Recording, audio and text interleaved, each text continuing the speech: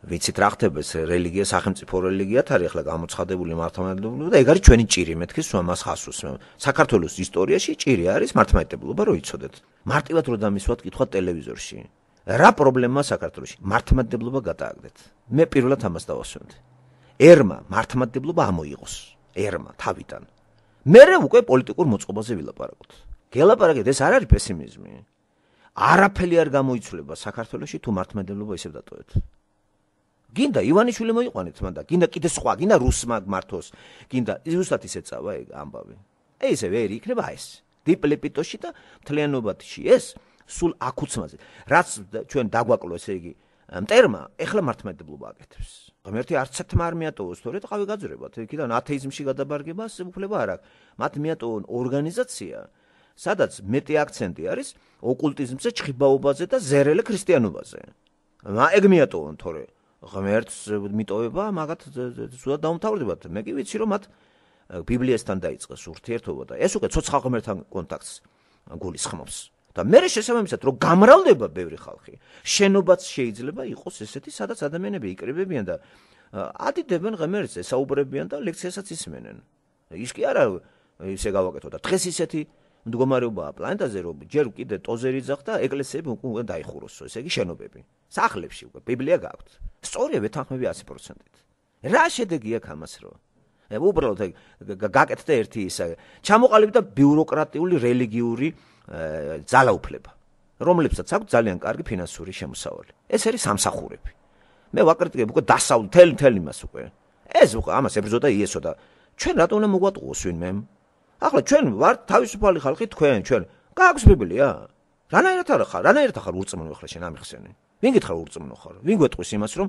რაყიღა მე სანთელს არ ვანთებ მე ურწმუნო ვარ შენ ვინ გითხავს ესა მე შენი რო არ ამწამს ამიტომ ვარ ურწმუნო და არანაირად ჩვენ არ უნდა ვიწამოთ მატერიალური ნაბგობობებისა ჩვენ უნდა ვირწამოთ ჯვარზე გაკრული იესო ქრისტემ რა გააკეთა თქვენ ხარ რათა გაქვთ ეგ არის რწმენა ეს ინსტრუმენტია და ჩვენ გვაქვს ღმერთის სიტყვა ამაზე ძვირფასი რამე არის და თუ მე ამას გაიღრმავებ შენ სხვადასხვა პიროვნებებთან დაუსწრებლად იმ თეოლოგ ქრისტიანებთან რომლებიც ამას უტრიალდნენ მთელი ცხოვრება თქვენ დიდრდებით და იზრდებით და თუ ცოცხალი ადამიანებიც მასეთი შეხვდებათ ეკლესია უკვე ეგ არის ეკლესია და თუ 200 კაცი გახდა უკვე შენობა საჭიროა შეხვდეთ კვირაში ერთხელ ეკლესია ეგ არის ეგა და ამას რომ იცემ უკვე სამუშაოს იმას და შიოლაშვილი მუშაობს მღვდელი მუშაობს და უკვე ამას კომერციული მიეცა და კასტამერიც უკვე მორწმუნეს კასტამერი უნდა ერქვას წესით რო არაურიოდ საერო იმაში ლექსიკონი დაიყო რელიგიური ლექსიკონი და საერო ლექსიკონი თორე ისე არსით ერთი და იგივეა ეგა ეხლა კასტამერი რო განვარჩიოთ ჩვენ მორწმუნისაგან უნდა უწოდოთ ერთს მორწმუნე ეკლესიური მეორეს კიდე კასტამერი ხო ესე იგი კლიენტი რომელიც მაღაზიაში მიდის ერთ და იგივე პარიკმახერთან მიდის პიროვნება ერთ და იგივე მაღაზიაში მიდის ის კლიენტია ხო იმე ასეთივეა ის მღვდელი რა სწავლობს იქიდან გადახედეთ გამოდის ბეყე ხალხი იქიდან და მთლიანად არ ეტყობა თელ ქართველ ერს მუდმივად შეიძლება ასეთი რამები ხდებოდეს მათ სადაც ტოტალური ღმერთზე დამიზნულება იქ მინიმუმზე უნდა იყოს დაყვანილი კრიმინალი მათ კიდე პოლიციას გაძლიერებული ის აქვს შიშია ტერორია და უკვე საკითხი ესეთ გამს რანაირად არის ეს ქვეყანა ქრისტიანული ასეთი დონით 99% რო ითვლება მათ ქრისტიანად რატო ხდება მათ მაშინ დანაშაული ასეთი გაუტანლობა მთავრობის მე თუ ესე იგი მთავრობად შედის მაგაში რომ ისიც ქრისტიანია სულს რატო აძრობ რიგით მოქალაქეს ქრისტიანი არ ხარ ქრისტე მე გათქვა სული ამოაძერი ვინმესო მოვალე შესახებ არ წაუკითხიათ ორი მოვალე რო ყავდა ბატონს ქრისტე რო გვაწვდის ინფორმაციას სახარებიდან ეს არავის არ ახსოვს და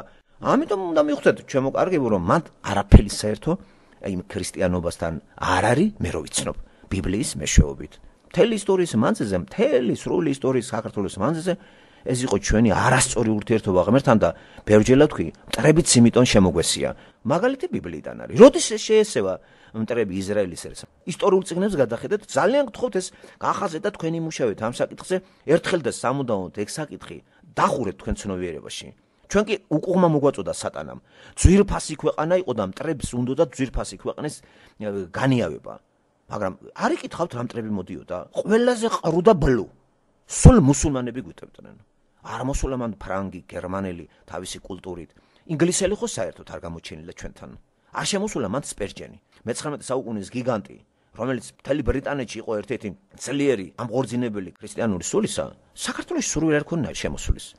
Რაღაცა ლეგენდა არის, ანდრია წოდებული მერენინო გამოგზა, ისეც ღმერთმა გამოუშვა ესა და როგორ მიიღო ხალხ მე მაინტერესებს. Როგორ შეისიცხოს წარდგმელი და მთელი საქართველოში ქრისტიანული ისტორიის მანძილზე ქრისტე მათ მიღებულია? გამოცხადა სახელმწიფო რელიგიად და თანამშრომლობდა ყოველთვის ბაგრატიონებთან, თანამშრომლობდნენ კომუნისტებთან. ახლა მაგით ახლა ადამიანი ვერ გადარჩება რა. და ყველანაირი შეჭრებასაც განვიცდით ჩვენ. არაფერი მანდ არ არის, არ ხდება. თითქოს პირდაპირ ღმერთის ხელს ხედავ, რომ არა, მანდ არაფერი არ გაკეთდეს. ამიტომ ვიძახი მოკლე პასუხი კითხვაზე. რა გვეშველება საქართველოში? სანამ მართლმადიდებლობა მანდ არის პასუხი ჩემი. არაფერი არ შეიძლება არავის. დაველოდოთ, ნახოთ. მართლმადიდებლობა უნდა რეფორმაცია უნდა მოხდეს, რაც მოხდა ევროპაში. სულ მცირე შეიზღუდოს მართლმადიდებლობას უდიდესი გავლენა თელ ტერიტორიაზე. და დარჩეს მართლმადიდებლობა ინდივიდუალურ დონეზე. ვისაც ეხუშტურება, იხუშტუროს. ეს არ გამოცხადდეს საყოველთაო სავალდებულო და ასეთი დონით, რომ მართლმადიდებლების გარდა ყველა ჯოჯოხეთში მარტო მართლმადიდებლები ცხონდება. ეს არ არის სწორი. სანამ ეს შეხედულება არის, მან არაფერი ძორა არის. იქნება მამაძაღლობა, იმიტომ რომ მართლმადიდებლური რელიგია პირდაპირ კომპრომისზე მიდის მეძავქალებთან, კომპრომისზე მიდის ქურდებთან და ძალიან კარგი თანამშრომლობა ქურდულ მენტალიტეტთან მართლმადიდებლობას. გადახედეთ რუსული სივრცეს, ქართული სივრცე და ნამდვილი ქრისტიანობა ქურთან კომპრომისზე არ მიწეუნება, რომ არ შეიძლება ესა. და შენი მოპარული ის არ მინდა მოიტანო აქ. დააბრუნე ვისაც მოპარე. ასევე მეძავს ეუბნება. კომპრომისზე არ მიდივარ, ეს არ შეიძლება. მაგრამ მიყვარხარ. აღარ გააკეთო ესეთი რამე, სხეულით არ ივაჭრო. ღალატი არ შეიძლება ადულტერი ქმართან ხარ, არ უღალატო. ამას არ ავრცელებს ეგა. თუ არ არის ქრისტიანი. ამიტომ შეიყარა ვინ მართლმადიდებლობაში? თუ სადმე ბოზი იყო, ყველა მოძღვართან არის. თუ ვინმე ქურდი იყო, მოძღვარებთან არის ციხეში ჩააჯინეს და იქ მღვდლებიც მიუჯინეს. იმიტომ რომ თუ იქ გაქრისტიან და ციხედანაც უნდა გამოვიდეს ეს კაცი. კიდე კითხვაზე პასუხი. რა გვეშველება? ვერავით არის დემოკრატიული არჩევნებით საქართველოს ვერ წავა წინ. ვინც არ უნდა მოვიდეს, ვინც არ უნდა აირჩიოთ პრეზიდენტად და მთავრობა შეიცვალოს. თუ მართლმადიდებლობა ისევ ასე დონეზე იქნა, სახელმწიფო დონეზე, ყოვლის მომცველი თელ ოჯახებში, ხატებში, არაფერი წინსვლა არ იქნება, იმიტომ რომ ტოტალურად წარმართულ ქვეყანად იქცა საქართველო. ამდენი ხატები არცად არ გასაღებულა. ეს ბიზანტიაშიც არ იყო თავის დროზე რა. ვერ დავასახელებ მეორე ქვეყანას. ვინ ამოუყაი ბერძნებიც კი არ არიან მაგ დონეზე. ეს არ ნახული რამეა, ჯერ ეს მდგომარეობაა და გადავხედავ მე და თუ იკლებს მე გეტყვით ძალიან ადვილი. აი ახლა ამ ეტაპზე ოქტომბერში ვის აირჩევენ? არაფერი აზრი არ აქვს არავის. მართლმადიდებლობა. ივანიშვილი მოვა, მართლმადიდებლობა არაფერს არ გააკეთებინებს. იმიტომ რომ ეს სატანაა, ღმერთიდან მიდის. აი ამის რეფორმაცია უნდა მოხდეს და ეს უნდა დაიწყოს ინტელიგენტებმა. დაიწყონ და თავის წერილებში, იმებში, ნუ ეს რაღაც მოკლედ ოპოზიცია. მოხდება, აი ტაბუდადებული ეს კაციშვილი ხმას არიდებს. ეკლესია არის საერთოდ როგორ იცი? რაც არ უნდა დებილი იყოს მღვდელი, კაციშვილი არ იტყვის.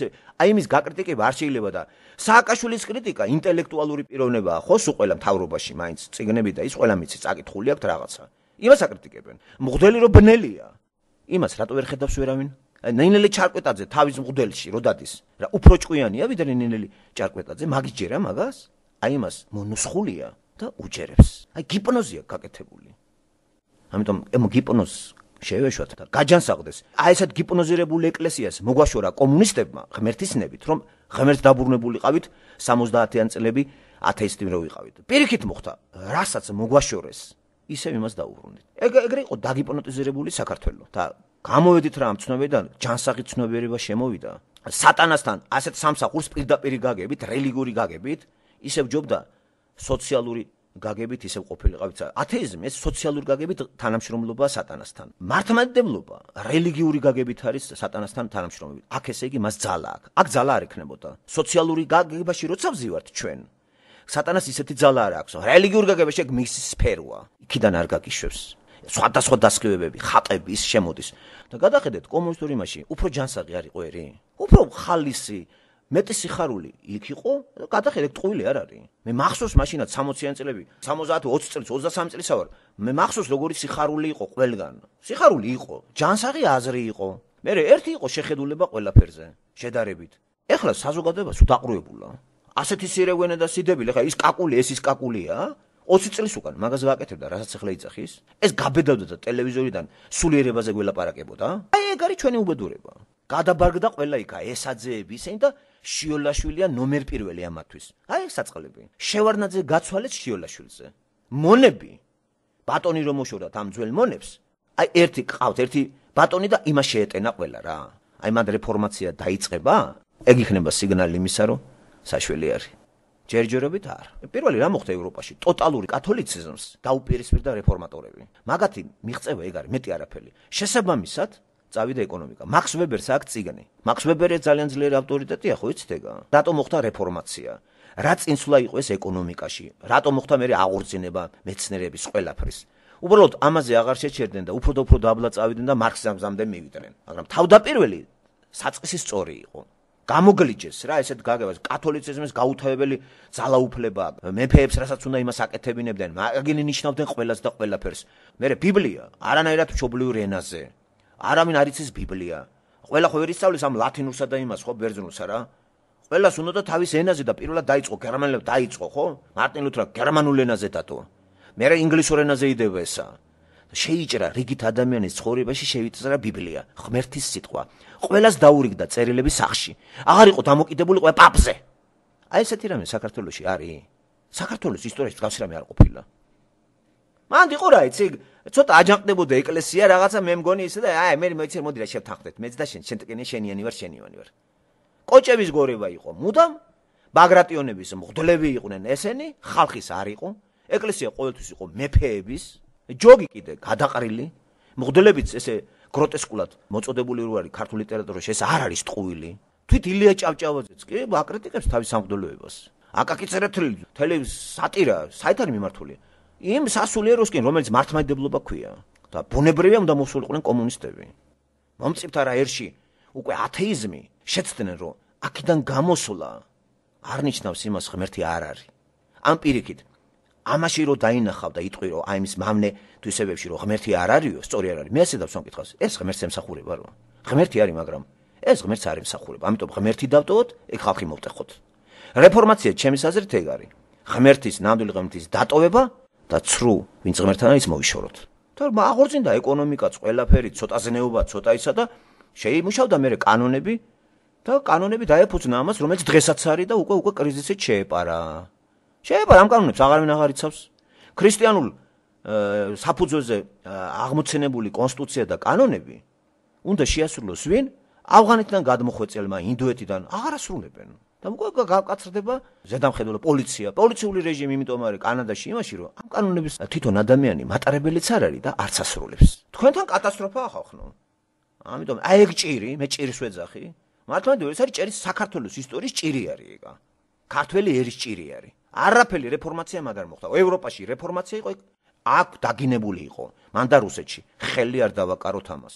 ყველაფრის რეფორმაცია ხდებოდა მათ, ეკლესიის არა. ცოტა ხანით მოხდა კომუნისტებმა რომ მოვიდნენ, აღარ გაგვაგონოთ ესა და 70-იან წლიანი დასვენების მერე ისევ იმის დაბრუნება, საიდანაც გამოვედით, ეს ისევ იმას აგავს, რაც დაანგრია იმას რო აშენებ.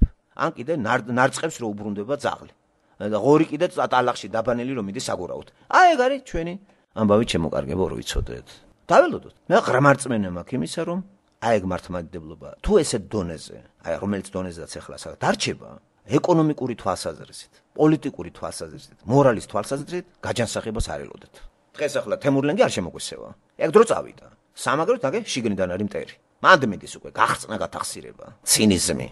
ჯაჯაბსანდალი არეულობა ვერ გაიგებ რა ქვეყანა აზია ევროპა ვინ მართლმადიდებელია ვინ მუსულია ვერაფერს ვერ გაიგებ მანდა გამკვირვებია კიდევ ის აი რო გამოდის ალასანები და ჩვენ გამოვაჯებ ბიჭო რანაირად მართლმადიდებლობა აქათა ადრე რატო ვერ ვაკეთებდით ვერაფერს მეორე მდივანი რუსი იყო და ანგარიში ვალდებული ვიყავით კრემლთან ეხლა მართლმადიდებლობასთან ხარ ანგარიში ვალდებული ვერაფერს ვერ გააკეთებ აგიჯანყდებიან მომენტალურად იმიტომ რომ ძალაუფლება მაგასაც აქვს სახელმწიფო რელიგია ნახე სახელმწიფო რელიგიური ნაწილი ერთი საქართველოსისა რელიგიური ნაწილი და არარელიგიური ნაწილი მთლიანობაში არის სახელმწიფო და მართლმადიდებლობა არის სახელმწიფო რელიგია ესე იგი სახელმწიფოს ინტერესების გამტარებელია ამიტომ რაც ხდება საქართველოში ნუ აბრალებთ მარტო თავრობას მეორე მხარე არის სახელმწიფო რელიგია ეგ იწონებს მაგას რო არ იწონებდეს მაგას შეუძლია რომ საერთოდ მოიშოროს ეგ